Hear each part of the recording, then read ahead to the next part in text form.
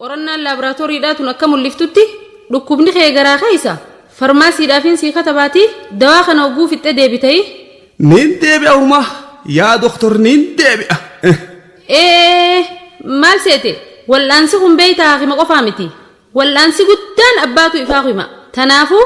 waan dhukkuba kana si injifachiisu nyaachuudha qabdalaan haya marhabba maal faadha silaa laal nyaata qaama jaaru foon diimaa aannan killee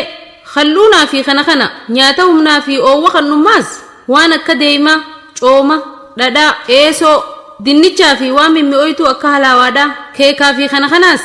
ammallee nyaata dhukkuba ittisu kan vaayitaaminaa fi mineraala qabu khudraa fi muduraa waan akka burtukaanaa maangoo salaaxaa kaarootii fi ananaas fa'a tole nyaachuun sin dhibini jabo lakkooytaa baajeta hoo isini mootummaa dharee